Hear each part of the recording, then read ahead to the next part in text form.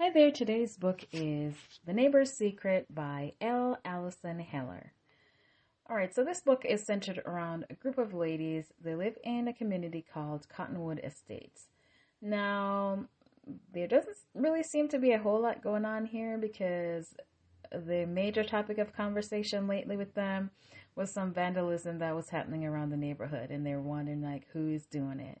So anyway, they have a book club going, and the book club consists of Jen, and there's Annie, Priya, Janine, and later Lena, who was invited by Annie. And there were a few other ladies, I believe, but these were the main characters in the story. Now, Lena was living in isolation pretty much. She's removed herself from the community. She doesn't really hang out with anyone after her husband died. And it seemed that he kind of had some kind of scandal surrounding his life or some of his doings. But it's not disclosed in full at the beginning of the book.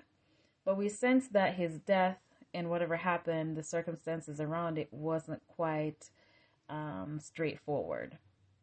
And it seemed to me that maybe Lena might have had a hand in it, or she knew something that she wasn't telling. Something was up where it seemed that the story is not quite what it seems. So that's the kind of feeling that I was getting. So anyway, Jen has a son, and his name is Abe. And he has been moved around from a couple of different schools because he has some behavioral issues. In the last school that he was at, he had some altercation with a little girl in his his art class, but he ended up stabbing her with one of the implements. And so, they had gone to a couple different psychologists, and one had diagnosed him with as being a psychopath. And it seems to kind of fit, but then, how parents are, she was kind of in denial about it. Like, how could he be? He had to be wrong. But, after certain things happened, she reached back out to that original psychologist, and she had, talked to him, and he had referred her to someone for them to talk to. And then they ended up going into this other school that he seemed to be doing okay in this school. Now, when he joined this Freedom School, I think it was called, he met Colin, who was a graduate student who was a teacher's assistant there. And they seemed to get along really well. He seemed to understand Abe a good bit compared to other people. And I guess there's a reason for that we find out later as well. Now, Annie has two children. There's Laurel and there's Hank. Now, Laurel has been acting really strange. She kind of doesn't really tell her mom much of anything anymore. She's kind of ornery and cranky, and she's mad at her mom because she had recently discovered that her dad, the person she believed was her dad, who is Anne's husband, was not. And it was something that came about because of some school activity that she had and related to the blood type. And so Anne never really got a chance to tell her that, that wasn't her dad. And so because of that, she's all mad because everything that she's known is a lie. So she's acting out.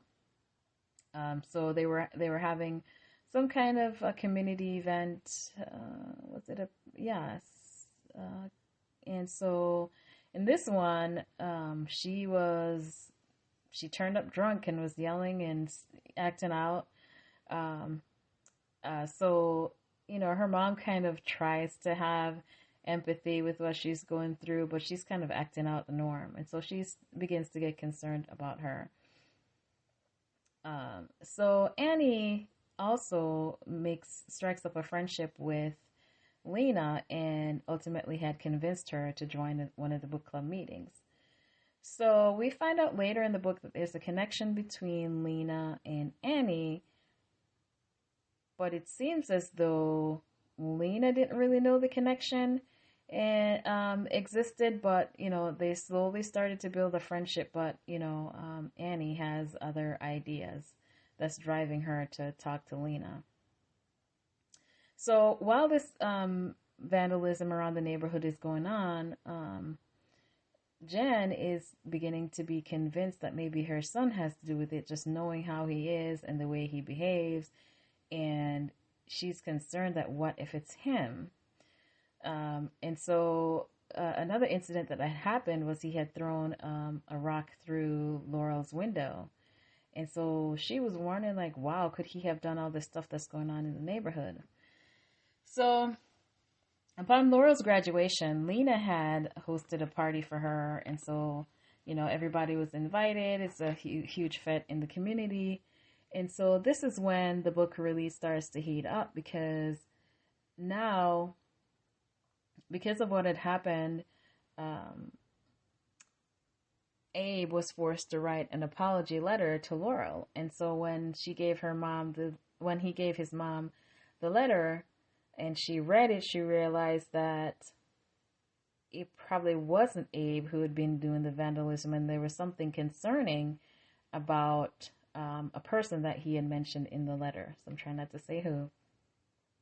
So when they were at the party and she gave the letter to Laura's mom, Annie, she flew in a rage and went to go find this person, because this was somebody that they had trusted. This was somebody who seemed kind of harmless, but at the same time, it seemed that Laura was being, taken advantage in a sense because of her age. She was only 14. So there's a twist, huge twist at the end of the book. And then also it was revealed as far as what the connection was between Lena and Annie. And then we also found out who the real vandal was around the community. And it wasn't Abe. And it was somebody that we completely wouldn't have thought would be involved in these kinds of things. So this book, I must say, was pretty slow. I wouldn't really call it boring per se, but it wasn't super exciting. However, it did get, I guess, a huge jolt towards the end of the book. After, at the graduation party, was when it really started to come alive, I would say, when these plot twists happen. So I feel as though this writer will lose a lot of readers because it takes so long for the book to get exciting.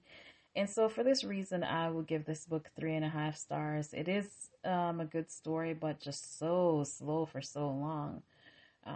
But if you have read or listened to this book, let me know your thoughts. Until next time.